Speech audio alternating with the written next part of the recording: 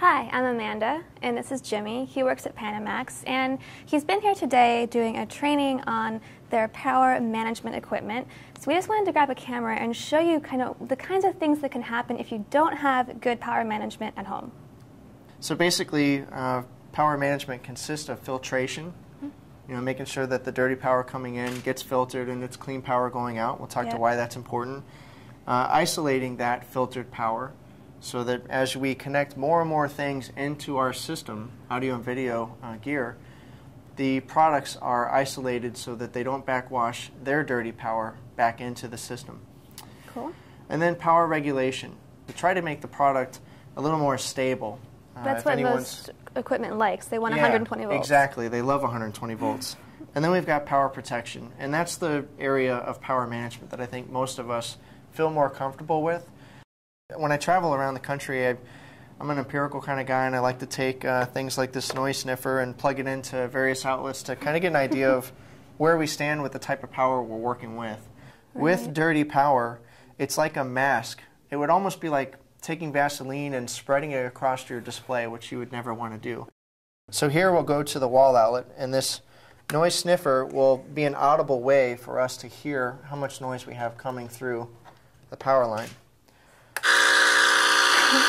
So this is actually, in my travels, I would say this is probably 9 out of 10, 10 being the worst.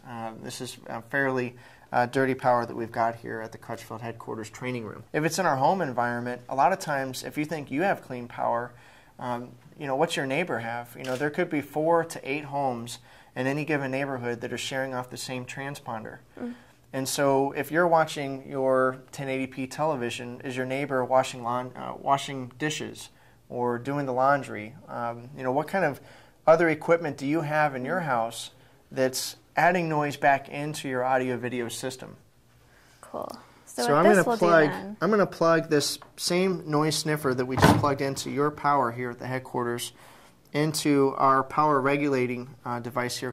And basically what we're going to see is the direct impact that linear filtration has, or filtration in general of power has on dirty power. And if I turn this all the way up, I think I hear crickets outside. I can now feel confident that when I put the 1080p progressive display or the 1080p Blu-ray piece into my audio-video rack, I'm going to actually benefit from the full 1080p resolution of that product. The stuff we have in our home can actually add noise back into the audio-video gear, and the audio-video gear itself can add noise back into the product. And that's where the isolation comes in. And so I'll actually turn the product around. Okay. So everywhere you see a white line around the outlet banks, those are actually isolated from each other. Meaning if I plugged a source in here, let's say it were a media server or a HD DVR set-top box of some sort, those types of sources have power switching supplies, just like a computer would have a power switching supply inside of it, and that will actually generate noise back into a television product, a display device, if that display was not isolated from the source. So what this will do is just protect your TV and your amplifier, everything from each other. It'll keep them from making noise protection, I would say in the sense that it's not allowing one to see the others. Another thing that we can do with this box is power regulation. So isolation... Get surges and dips in your power all the time as it's summer and everyone's air conditioning is on, or that's a very good the example. power comes back on after a storm or anything like that. So we have 118 volts coming in. That's pretty good. That's pretty close to 120. But what would happen if I were in a neighborhood that maybe even as the neighbors came home from work or whatnot, and everybody kicked on the AC and started using their home entertainment products, our voltage that's available to us might start to dip down. So here now we've gotten power to come down using a variac to 104 volts in, and as you can see, I'm at 120 volts, 122 volts out. It's still keeping it consistent for all the gear you have connected. And it's certainly better than what I had coming in. So 104 volts. Over time, products, when they don't see that 120, their life could actually start to depreciate. So power protection. What do you think? What do you feel safe with? Well, I tell you what, you probably shouldn't not feel with safe that. with. Yeah. And unfortunately, as an example, before I started with this company, this is what I had in my house. In fact, I had 12 pieces of this in my house. In fact, the home office had 3 of these daisy chained.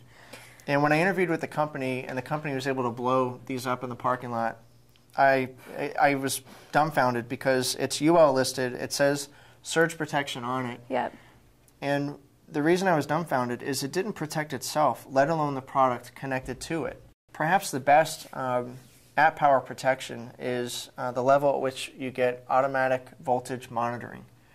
And auto voltage monitoring is basically like a traffic cop that says, hey, you know, if I'm well below 90 volts or if I'm much higher than 137 volts, you're not allowed to come near my TV, and the TV will be represented by this hot appliance lamp.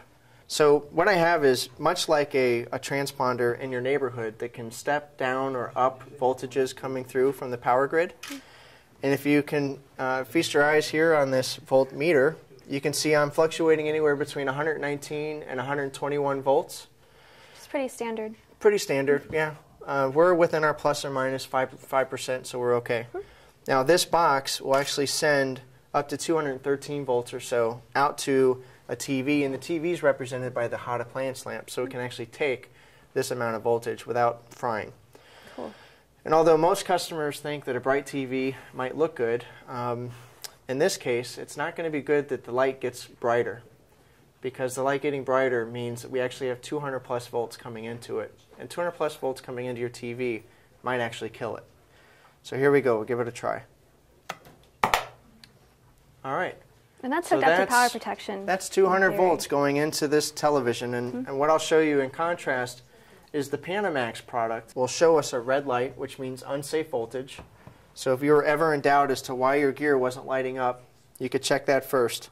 I'll send the same voltage, 213 volts, to the Panamax piece in between it and the light bulb, your TV, and we'll see what happens. And so traffic was redirected. I have unsafe voltage on the Panamax. I'm still holding my finger down. I'm still sending, I'm at 210 volts, between 209 and 211 volts going out to the television. So what that's doing right now is basically saving your TV from breaking. This is a great thing because not only is it saving your TV, your Panamax piece is still hard at work. It's not powered off. It's actually waiting for 120 volts to come back through. When 120 volts comes back through, the TV's back on. Now, it may be on standby, but at least it's working. Mm-hmm. How many volts do you get with a lightning strike? If you have lightning hit an antenna or something, how many volts does that send through your power wiring into your components to your TV? As many as 6,000 volts can travel through your home. Wow. And if it can make it, it'll make it to your gear through the Romex that's connected in between your walls and the components that you have in your rack. Yeah. And that certainly qualifies as a catastrophic surge. I should warn everyone, though, that only about 35% of the time should you be concerned with a catastrophic surge like lightning. A lot of us have never even seen a lightning strike in the house.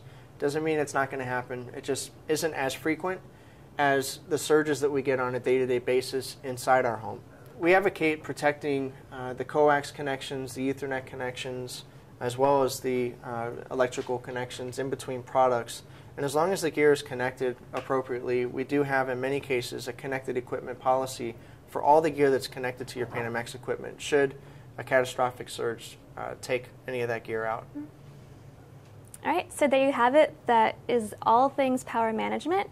And thank you, Jimmy from Panamax, for showing us what can happen with these demos and for showing us that it's more than just protection that's involved. Excellent. Thank you.